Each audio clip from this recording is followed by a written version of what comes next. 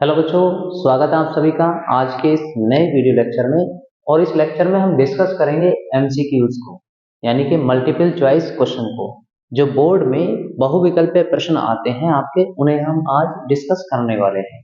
और आइए हम सीखते हैं सभी इंपॉर्टेंट ऐसे बहुविकल्पीय प्रश्नों को जो बोर्ड एग्जाम में कई बार रिपीट हुए हैं।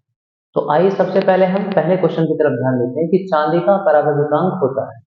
तो मैं परावैद्युतांक से संबंधित सभी बातें समझा देता हूँ हाथों हाथ। तो यहाँ पर अगर हम बात करें परावैद्युतांक की, तो परावैद्युतांक बच्चों, परावैद्युतांक को के से शो करते हैं। और बेटा ये के जो होता है, के का मान, ये एक से लेकर के कहां तक होता है? अनंत तक होता है। एक से अनंत तक होता है। अब एक शुरू करते हैं, पहला स्टेप इसका। निर्वात या वायु के लिए, निर्वात या वायु के लिए के का मान होता है बच्चों एक। निर्वात हो या वायु, उसके लिए के का मान क्या रखते हैं? एक रखते हैं। ठीक है जी। दूसरा, परावैद्युत पदार्थों के लिए, परावैद्युत पदार्थों के लिए के का मान एक से अनंत के बीच कितना होता है? एक से लेकर के अनंत के बीच, कुछ भी हो सकता है, 2, 5, 6, 10, 2000, 3000, कुछ भी। तीसरा, धातु के लिए, धातु के लिए, धातुओं के लिए, लोहा, तांबा, चांदी, ये सब धातु तो है, तो इसके लिए के का मान होता है बच्चों अनंत। ये तीन बातें याद रखिए, कोई सा भी क्वेश्चन आ जाए इससे संबंधित, आप अपने आप लगा दें। तो अब तुम खुद देखो, चांदी दे रखा है, तो चांदी क्या होती है? धातु ही तो होती है। और धातु के लिए के का मान कितना होता है? अनंत। तो देख लो, option D is correct. Tension ही खत्म है, एक बार कॉन्सेप्ट को पढ़ लो, याद हो जाएगा। के का मान एक से कहां तक होता है? अनंत तक होता है। एक किसके लिए होता है? निर्वात या वायु के लिए के का मान एक रखते हैं। परावैद्युत पदार्थों के लिए, ठीक है, लकड़ी, पत्थर, टीन, जल, कुछ भी हो सकता है परावैद्युत मान, उसके लिए के का मान क्या होता है? एक से अनंत के बीच होता है। और धातु के लिए होता है के का मान अनंत। क्लियर हो गया सभी को? वेरी गुड बच्चों। अब हम आगे डिस्कस करने वाले हैं न्यूमेरिकल नंबर 2। चलिए, न्यूमेरिकल नंबर 2 को हम डिस्कस करेंगे। वैद्युत क्षेत्र की तीव्रता का मात्रक होता है। लो जी, क्या पूछ रहा है? हाँ, दूसरा हम सोल्व कर रहे हैं। वैद्युत क्षेत्र की तीव्रता, लो जी, वैद्युत क्षेत्र की तीव्रता लिख दिया हमने। अब हम अगर बात करें वैद्युत क्षेत्र की तीव्रता को बच्चों ई से डिनोट करते हैं। और ई बराबर होता है एफ अपॉन क्यू, लिख लो, या क्यू नोट। सही है, पढ़ा ना परिभाषा, थोड़ी थोड़ी याद आ जाएगी। देखो, एकांक धन परीक्षण आवेश पर लगने वाले बल को ही वैद्युत क्षेत्र की तीव्रता कहते हैं। सब बातें छोड़िए, हमें तो फॉर्मूले से मतलब है। जिसका भी हमें मात्रक निकालना, उसका फॉर्मूला पता होना चाहिए। तो देखिएगा, E बराबर एफ अपॉन क्यू नोट है। तो एफ क्या ऊपर? बल, और बल का मात्रक क्या होता है बताओ? न्यूटन। सही है। ये क्या? प्रति, यानी कि अपॉन। तो प्रति की जगह ये लगा लेते हैं, प्रति। आवेश का मात्रक होता है कूलाम, तो इसका मात्रक हो गया न्यूटन प्रति कूलाम। अब देख लो कौन सा ऑप्शन है। ये भी नहीं, ये भी नहीं, ये रहा। ऑप्शन नंबर सी लिख लेना है, न्यूटन प्रति कूलाम। क्लियर हो गया सभी का? अब ऐसे ही जैसे हमने ये लिखा है, इसी प्रकार से हम अगले की हम बात करते हैं। ये लीजिए, क्वेश्चन नंबर 3 की ओर बढ़ते हैं। तो 3 में कह रहा है कि वैद्युत क्षेत्र की तीव्रता का मात्रक नहीं है। अब बच्चा क्या करता है? बोर्ड एग्जाम, मैंने दोनों इसलिए लिखे हैं कि बोर्ड एग्जाम में अगर ये क्वेश्चन आता है तो बच्चा ये ध्यान देता है कि वैद्युत क्षेत्र की तीव्रता का मात्रक यहां तक पड़ता है, नहीं को भूल जाता है, और फटाफट वो भी होते आ रहा है, वो पहला ही ऑप्शन रखेगा न्यूटन प्रति कूलम, जिससे कि आप यही लगा दें। और ऐसा करने से गलत हो जाएगा। जब ऐसा करने से गलत होगा तो हमें क्या करना पड़ेगा? पहले सीखना पड़ेगा कौन कौन सा इसमें मात्रक है। ये ऑप्शन सी है ये इसका। तो अगर हम बात करें इसमें ऑप्शन ए की, देखिएगा सबसे पहली बात चेक करके देखते हैं। तो वैद्युत क्षेत्र की तीव्रता का एक तो फॉर्मूला होता है E बराबर एफ अपॉन क्यू। या क्यू नोट अभी पढ़ा हमने। दूसरा फॉर्मूला होता है E बराबर V अपॉन डी। तो इन दोनों से जरा मात्रक बनाइए आप। इससे बनाएंगे बल का मात्रक न्यूटन प्रति आवेश का मात्रक कूलम। चलो जी ये हो गया। दूसरा मात्रक ये क्या है, विभव। तो विभव का मात्रक होता है बेटा वोल्ट और दूरी का मात्रक होता है मीटर। वोल्ट प्रति मीटर ऐसे लिख लो या चाहे हिंदी में लिख लो भैया, वोल्ट प्रति मीटर। तो अब आप देख लो, ये पूछा नहीं है, ये भी है और ये भी है, ये तो पता चल गया मैं दोनों है। अब ये देखो जूल प्रति कूलम और ये, तो इसका मतलब हो गया कि या तो ऑप्शन सी होगा या ऑप्शन डी होगा। अब हम देखते हैं इसे, तो सी को चेक करके देखते हैं। जे का मतलब जूल और सी का मतलब कूलम। ये लिखा हुआ है जूल प्रति कूलम। तो जूल किसका मात्रक होता है, आप तुम ये बता दो मुझे। जूल होता है कार्य का मात्रक, ऊर्जा का मात्रक जूल होता है, और ऊर्जा क्या होता है, एक प्रकार की कार्य को होता है। कूलम किसका मात्रक होता है बेटा, आवेश का। अगर ये कंफ्यूजन है तो ये क्या लिखा हुआ, ये लिखा हुआ है जूल प्रति कूलम, सी फॉर कूलम। तो जूल किसका मात्रक होता है, कार्य का, और कूलम किसका मात्रक होता है, आवेश का। अब आप खुद बताओ, ये तुमने पढ़ा है, ये किसका फॉर्मूला होता है, विभव का होता है। V बराबर W अपॉन Q। तो हमें इसे हल करने की जरूरत ही ना पड़ी अगले को, यही ऑप्शन सही है। ये किसका मात्रक है, जूल प्रति कूलम। देखो बनाओ मात्रक, कार्य का मात्रक जूल और आवेश का मात्रक कूलम। तो जूल प्रति कूलम किसका मात्रक है, विभव का, वैद्युत क्षेत्र की तीव्रता का नहीं है। तो आपको पूछा कौन सा नहीं है, तो यही नहीं है। अब इसका मतलब ये भी है, ये भी है और ये भी, ये सब मात्रक है और ये मात्रक नहीं। आप सोच रहे होंगे सर ये से और बता दो, ये कैसे आएगा, वैद्युत क्षेत्र, ये दो तो समझ में हमें आ गए। तो लो जी इसे भी देख लो, आप इधर देख सकते हैं, मैं इसे रफ कर दूं तो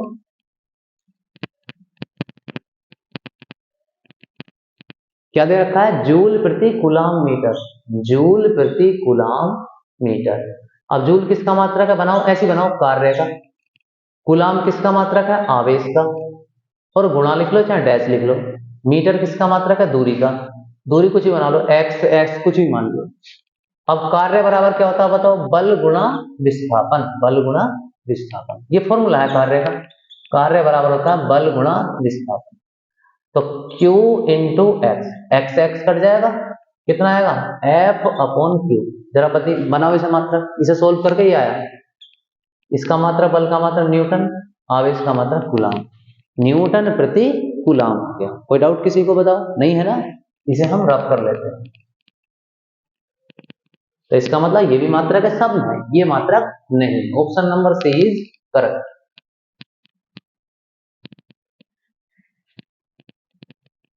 अब हम बात करते हैं ऑप्शन नंबर किसकी, अगले क्वेश्चन को, क्वेश्चन नंबर 4। तो कोई नहीं, थोड़ा सा इंक और गिर लेते हैं 1 मिनट के लिए, 1 मिनट का गैप ले लेते हैं थोड़ा सा। कहाँ गया भाई, ये आ जाओ, चलिए। तो अब हम देखते हैं इसे, देखिए क्वेश्चन नंबर 4 की ओर। बच्चों ये क्वेश्चन बोर्ड में जना कितनी बार रिपीट हुआ, वेरी इंपॉर्टेंट है, बहुत ज्यादा। तो आइए हम क्वेश्चन नंबर 4 का सॉल्यूशन करते हैं। सॉल्यूशन कर रहे हैं क्वेश्चन नंबर 4 को। क्या पूछ रहा है, निर्वात की वैद्युतशीलता का मात्रक। अब यदि मैं बात करूं निर्वात की वैद्युतशीलता, लो जी, निर्वात की वैद्युतशीलता। अब निर्वात की वैद्युतशीलता होता है भैया एप्सिलॉन नॉट। अब ये अगर नहीं पता तो कोई बात नहीं, बिल्कुल टेंशन लेने की जरूरत नहीं है, क्योंकि हमें क्या करना है, रटना नहीं, हमें समझना है। तो बिल्कुल टेंशन फ्री हो जाओ, बिल्कुल भी आपको याद करने की जरूरत नहीं इसका मात्रक। आइए आपको सिखाते हैं कैसे। बस हमें एक बात ध्यान रखना है, उसमें फॉर्मूला याद होना चाहिए मात्रक निकालने के लिए। तो हमें ऐसा फॉर्मूला देखना है जिसमें एप्सिलॉन नॉट आया हो। तो हमने शुरू में पहले चैप्टर पढ़ा है कूलॉम का नियम, जिसमें एप्सिलॉन नॉट आता है। तो लगा दो, आप लगाएंगे सूत्र कौन सा, F बराबर 1 upon 4 pi epsilon not Q1 Q2 upon R square.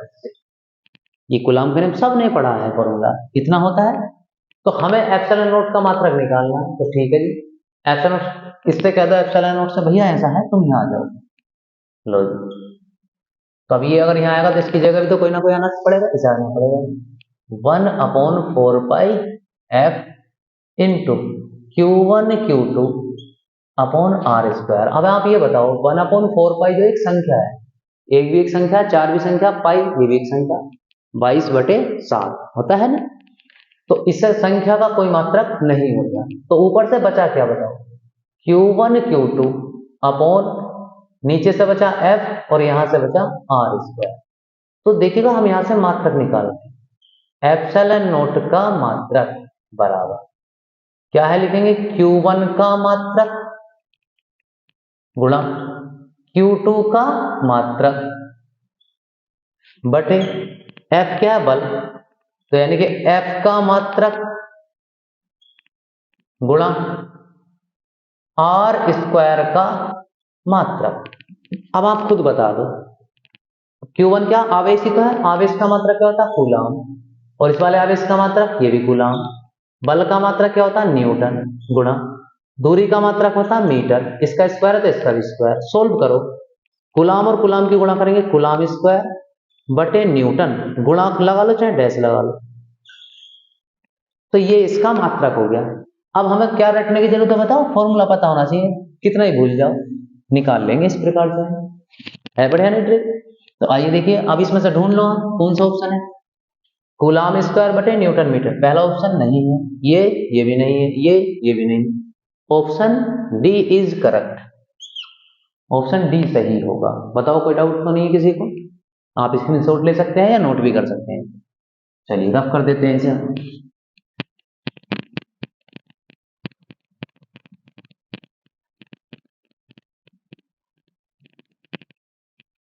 चलिए नेक्स्ट क्वेश्चन की ओर बढ़ते हैं हम, क्वेश्चन नंबर 5।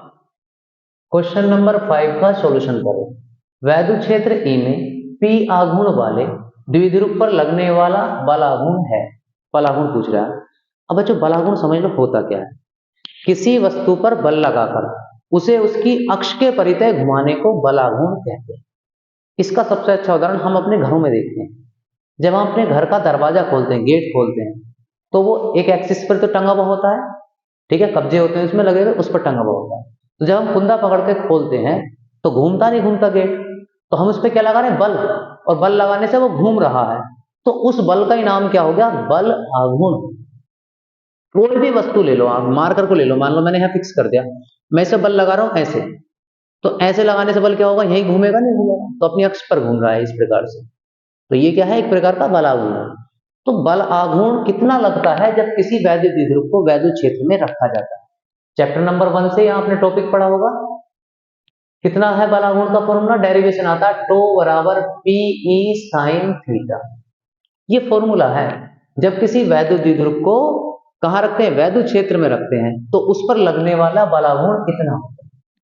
अब हमसे इसमें वेक्टर फॉर्म में दे दिया इसका मान कितना होगा, तो इसका मतलब हमें इसका वेक्टर रूप लिखना पड़ेगा, वेक्टर रूप। तो भैया वेक्टर रूप होता है वेक्टर टो बराबर vector P cross vector E. तो एक बात समझ में आ गई कि पूछा लगने वाला बल आघूर्ण, बल आघूर्ण टो कितना, तो टो तो ये हो गया, ऑप्शन तो आ गया, लेकिन समझ में नहीं आया कैसे आया, इसे समझ लीजिए ऐसे। भैया ये नियम है, वेक्टर नियम, ए डॉट बी को क्या लिखते हैं बताओ, ए बी कोस थीटा, ऐसे ही ए क्रॉस बी को क्या लिखते हैं, ए बी साइन थीटा। सही है, तो पढ़े हैं ना, इतना ना पढ़ा तो कोई बात नहीं, अब पढ़ लो इसे। अब ऐसे ही बिल्कुल ये देखो, ए बी साइन थीटा की तरह या ए बी कोस थीटा की तरह लिखा हुआ, पीई साइन थीटा, यानी कि ये वाला आ रहा है, तो ये वाला फॉर्मूला लगेगा, ये नहीं लगेगा, तो इसे लिख लो बिल्कुल इसके नीचे ऐसे, पीई साइन थीटा। जब ए बी साइन थीटा को ए क्रॉस बी लिख रहे हैं, तो पीई साइन थीटा को क्या लिखेंगे भैया, पी क्रॉस ई लिखेंगे। तो इसीलिए देख लो, टो को तो ऊपर वेक्टर लगा दे क्योंकि सदिश राशि है, तो क्या लिखा, पीई साइन थीटा को पी क्रॉस ई। ठीक है, इतनी बात समझ में आ गई सभी को। तो ये क्या है, इसका वेक्टर रूप है। तो ऑप्शन कौन सा सही हो जाएगा बताओ, option number A is correct, बाकी सब गलत है। अच्छा, इसने ई क्रॉस पी भी लिख रखा, तो ये बेटे नियम है, इसका मतलब है पी के ऊपर परपेंडिकुलर है कौन, इलेक्ट्रिक फील्ड। अब जैसे तुम समझ लो, एक फॉर्मूला और बताऊंगा, टो बराबर बेटा हम लिखते हैं आर क्रॉस एफ। तो r क्रॉस f का मतलब है कि कोई वस्तु मान लो यहाँ है और यहाँ से r दूरी पे, जैसे गेट समझो, तो यहाँ से r दूरी पर है, तो इस पर बल लगाना पड़ेगा हमें। तो ये दोनों देखो कितने डिग्री के एंगल पर है, 90 डिग्री पर है नहीं। तो बेटा यहाँ r, ये जो पोजीशन वेक्टर है, r पर f क्या है, परपेंडिकुलर है, इसलिए r क्रॉस f लिखा जाता है। कौन किस पर परपेंडिकुलर है, ये बात हमें देखनी पड़ती है। तो यहाँ पर P पर परपेंडिकुलर कौन है, इलेक्ट्रिक फील्ड है, इसलिए P क्रॉस E लिखते हैं। अब यदि हम इसमें बात कर रहे हैं, ये बेसिक फंडा है केवल तुम्हारे समझने के लिए, वरना और भी बहुत सारी टेक्निक होती है, केवल इतना ही ध्यान दीजिए आप। तो ऑप्शन कौन सा करेक्ट हो जाएगा बताओ, लगा दिया आपने, P क्रॉस E। अगला क्वेश्चन नंबर 6, ठीक है भैया, क्वेश्चन नंबर 6 पेपर में होगा ये फिक्स, हो सकता आ जाए। तो देखो भैया, वैद्युत फ्लक्स, क्वेश्चन नंबर 6 की हम बात कर रहे हैं। क्या है जी टॉपिक, टॉपिक का नाम है वैद्युत फ्लक्स का मात्रक बताना है। अच्छा, वैद्युत फ्लक्स का मात्रक, फ्लक्स क्या होता है, फाई ई होता है, कई बार पढ़ जाते हैं। तो फाई ई बराबर होता है फॉर्मूला ई डॉट ए, कितना होता है, ई डॉट ए। और ई डॉट ए को अभी बताया था मैंने कि भैया अगर कहीं ए डॉट बी लिखा हो तो उसे लिखते हैं ए बी कोस थीटा। तो बताओ खुद, ऐसे ई डॉट ए लिखा है वेक्टर में, तो क्या लिखेंगे, ई ए कोस थीटा। तो लिख दो ई ए कोस थीटा। अभी मैंने आपसे एक बात कही थी, क्या कही थी बच्चों, कि कर दिखाइए कुछ ऐसा कि हर बच्चा करना चाहे आपके जैसा। वो तभी कर पाएगा आपके जैसा, पहले आपको सिद्ध करके दिखाना पड़ेगा कि आप क्या हो। ये जो रजाई में बढ़ के बैठे हो ना, ऐसी आलसीपन आ रहा है, ये बेटा दूर भगाओ इसे, क्योंकि ऐसे आलस करने वालों को कभी कुछ नहीं मिलता जीवन में। जो इस रजाई को छोड़ेगा अलग होगा बिल्कुल, और लगेगा, जी जान से लगेगा, मेहनत करेगा लगातार, यकीन मानिए आपका स्थान टॉप 10 की जो सूची है वो इंतजार कर रही है आप सबका। आप सब में जो अपार क्षमताएं, अपार ताकत है, वो किसी में नहीं है, आप में ताकत है। जो बच्चा इस वीडियो को देख रहा है, उस बच्चे के अंदर इतनी ताकत है, वो चाहे तो टॉप 10 में अपना स्थान बना सकता है, लेकिन पढ़ना पड़ेगा भैया उसके लिए हमें। तो पढ़िए, बिल्कुल हट जाइए, बिल्कुल दूर होइए इन सब चीजों से और पढ़ाई में लगिए अपनी जी जान के साथ। तो अब हम बात करें वैद्युत फ्लक्स का मात्रक। लो जी, वैद्युत फ्लक्स का मात्रक कितना है जी, देखते हैं, ये ऑप्शन बी है। चलिए ए बी सी, चार ऑप्शन दे रखे हैं, ए बी सी डी। तो हमें नहीं पता भी कौन सा है। मैंने कहा था किसी का भी मात्रक निकालना, उसका हमें फॉर्मूला पता होना चाहिए। तो फॉर्मूला तो पता चल गया हमारे पास, तो जरा बनाइए इसका मात्रक भैया। फाई ई का मात्रक बराबर, क्या निकालना पड़ेगा बताओ, ई का मात्रक गुणा ए का मात्रक और गुणा कोस थीटा का मात्रक। बेटा कोण है ये, और कोण का कोई मात्रक नहीं होता, ध्यान रखेंगे, क्योंकि कोण बराबर होता है चाप बटे त्रिज्या। तो चाप का भी वही मात्रक और दूरी का भी वही मात्रक त्रिज्या का, तो इसलिए कोई मात्रक नहीं होता। तो ई का मात्रक अब तुम देखो, ई का मात्रक अभी बताया था, ई के दो फॉर्मूले हैं तुम्हारे पास, ई बराबर एफ अपॉन क्यू है, और दूसरा भी पढ़ा था हमने, ई बराबर वी अपॉन डी है। वही तो फॉर्मूले पढ़े हमने। तो इसका मात्रक यहां से अगर हम बनाएंगे इस वाले पहले वाली कंडीशन से, तो बल का मात्रक न्यूटन प्रति कूलम, लगाओ न्यूटन प्रति कूलम। ए मतलब क्षेत्रफल, और क्षेत्रफल क्या होता है बताओ, लंबाई गुणा चौड़ाई। हमें किसी का भी क्षेत्रफल निकालना हो, वो होता है लंबाई गुणा चौड़ाई। तो लंबाई का मात्रक मीटर और चौड़ाई का मात्रक मीटर, तो मीटर मीटर गुणा करेंगे कितना हो जाएगा बताइए, मीटर का स्क्वायर। तो मीटर का स्क्वायर, तो बेटा जैसे इसकी गुणा करोगे, न्यूटन गुणा मीटर स्क्वायर प्रति कूलम, या इसे ऐसा भी लिख लेते हैं, न्यूटन गुणा की जगह डैश लिख सकते हैं, मीटर स्क्वायर और प्रति कूलम। ये इसका मात्रक। क्या ये ऑप्शन है इसमें, हम देख रहे हैं इसमें ऑप्शन, ये है, ये तो कहीं तक अच्छा ये लग तो रहा थोड़ा थोड़ा, लेकिन यहाँ स्क्वायर है और यहाँ स्क्वायर नहीं है, तो ये भी ध्यान रखना है। अब चलो ये तो बात समझ में आ गई, नोट कर लिया होगा आपने, ये भी मात्रक को नोट कर लीजिए, परीक्षा में ये भी हो सकता है, दूसरा भी एक और मात्रक अभी देखो, तो मैं इसे रख कर दूं यहाँ से, ठीक है। लो जी, दूसरा मात्रक निकालते हैं इस वाले फॉर्मूले से, देखो निकालो वैद्युत क्षेत्र का मात्रक। ये क्या, विभव, विभव का मात्रक वोल्ट और दूरी का मात्रक होता है मीटर। ये बेटा क्या लिखा हुआ, इसे हम ऐसे भी लिख सकते हैं अगर कंफ्यूजन लगे, वोल्ट प्रति दूरी का मात्रक मीटर। तो वोल्ट ई का मात्रक लिखिए कितना है, वोल्ट प्रति मीटर। लिख लिया हमने। जिन्हें ये अजीब लग रहा हो तो VOLT वोल्ट लिख जाए। क्षेत्रफल का मात्रक अभी बताया था कितना था बेटा, मीटर का स्क्वायर। इसके स्क्वायर से ये कैंसिल आउट, क्या बचेगा, वोल्ट इंटू मीटर, या तुम्हें पता ही है वोल्ट मीटर। ध्यान रखें क्या मात्रक होता है, वोल्ट मीटर। तो देख लो वोल्ट मीटर दिया होगा कहीं ना कहीं, इधर का voltmeter. B option is correct. कोई डाउट तो नहीं किसी को? चलिए, तो ये बात समझ में आ रही होगी सभी को। चलिए इसके बाद हम नोट करते हैं नेक्स्ट अगले क्वेश्चन को, और 2 क्वेश्चन बचे हैं, जल्दी जल्दी फटाफट करते हैं।